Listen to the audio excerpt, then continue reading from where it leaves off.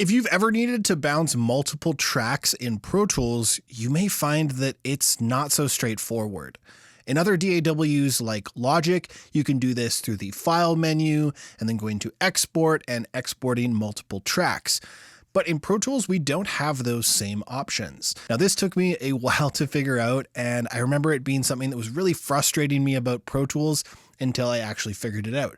So in this video, you'll learn the process that I use to export multi-track audio files in Pro Tools. So here we are in a Pro Tools session, and the first thing you're going to want to do is select all of the tracks that you want to export. And then you're going to choose your starting point and ending point. Now, I'm using markers for these both at the start of the session and at the end of the song.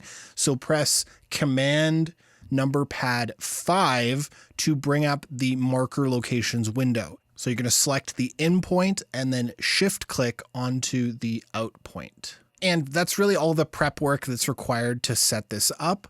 So once you've got all that set up, you're going to right click on the scribble strip or like the nameplate of one of these selected tracks, and then go down to bounce and click on that. And the next window is pretty much what you would expect to see in your regular bounce menu. You can choose to include your volume or pan automation, and you can also choose to include an MP3, which we're not going to do. But what this bounce menu is going to do is create a bounce for each track that you have selected, and it's going to put each one of those onto a separate audio file so that they can line up exactly in another session. You know, you can transfer them to another DAW or another person's computer, and everything is going to line up just like it does in your session. And we'll talk about why you might want to do this later, but for now, let's give all of these tracks a naming prefix, something like the name of the song or artist, or even the song's initials. So this song is called Zinzaleka, and I'm going to put a space afterwards. Now, what this is going to do is it's going to put this name prefix, the name of the song, before whatever you've named each one of your exported tracks. From there, you'll hit bounce, and it's going to prompt you for a location to store these tracks. And I'd suggest that you make a new folder to hold these multi-track files. So I'll create a new folder, name it Multitracks, and then click open to bounce to this folder.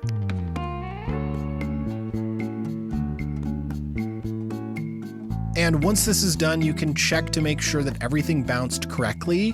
And one thing I noticed when I was doing this was that each of the tracks bounced in stereo. And that might be okay for what you're doing, but for me personally, for vocal tracks or bass tracks, they're typically going to be in mono. And if I'm going to be sending them to another session, I'm going to want them to stay as a mono track. So what I'll do is go back and select each of my mono tracks. In this case, that's just going to be the individual vocal tracks. And we'll repeat this process by right-clicking on one of the tracks, going to bounce. And the only thing that we need to change in this menu is the file format.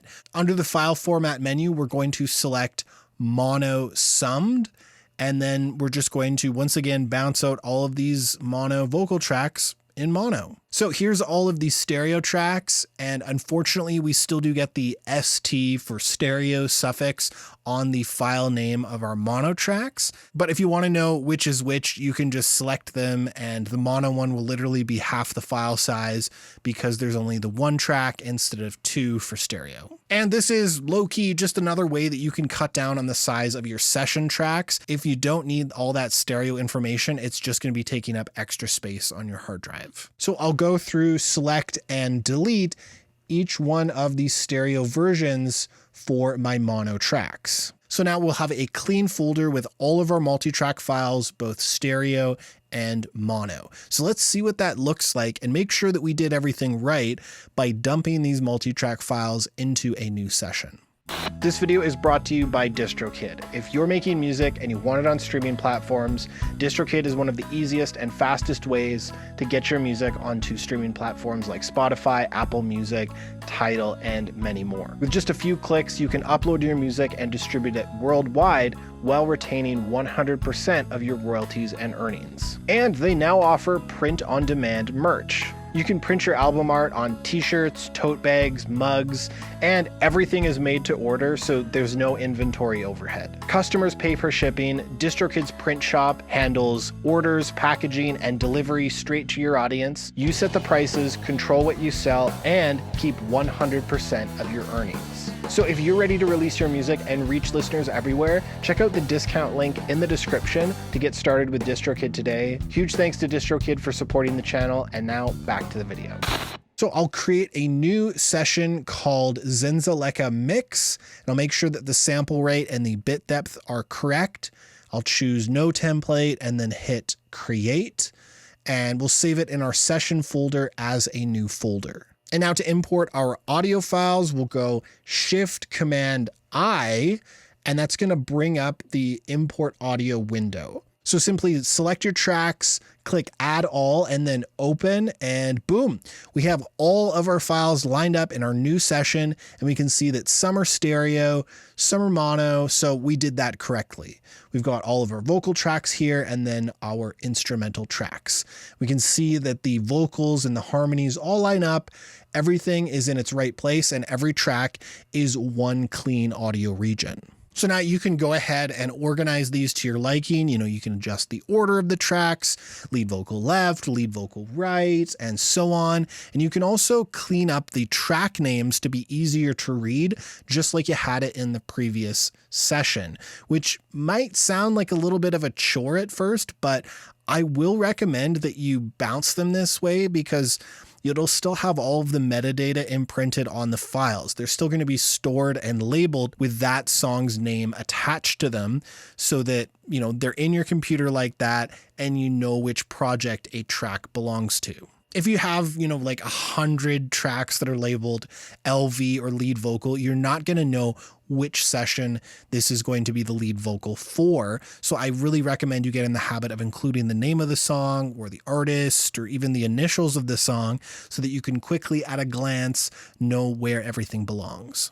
So then you might spend some time color mapping your tracks to get them organized and grouped. And there we go. Everything's organized. You know where everything is, and it's easy to reach for each track in the session. From here, you could go on, you can make some markers and so on, but we've got a nice clean session and you're ready to mix. So let's talk a bit about why you'd want to do this. Why would you want to export all of your perfectly good files out to a fresh, clean new session? Well, for one, if you've been doing any kind of editing in that initial session, you've just finished your recording session and maybe go to do some comping or a little bit of time aligning, maybe even do some tuning on the vocals.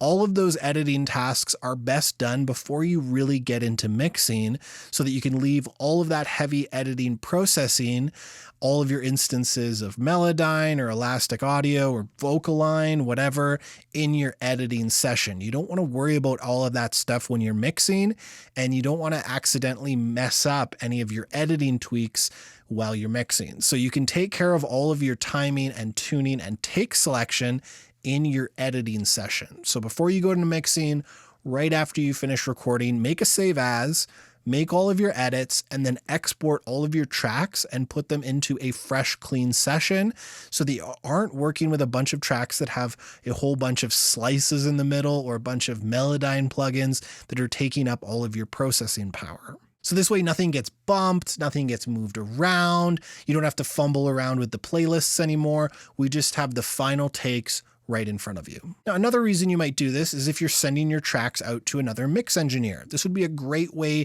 of sending those tracks because now they have all of the tracks exactly the way you want them, all in time, all in tune, so that they can just mix and they don't have to worry about any of the editing or not having any of the same plugins as you. And on that note, if you did have any plugins that you really like to use, maybe stuff for flavor or saturation like Decapitator or Retro Color, something you need to get a certain vibe, you can always include that plugin in your export and print it right onto the audio file. And if you're using that as a reference for the feel you're going for, and you still want to give the mix engineer the freedom of getting there in their own way, you could also include a dry version with the plugin bypassed just in case. And I promise you, if you include a reference and a dry unprocessed version, your mix engineer will thank you.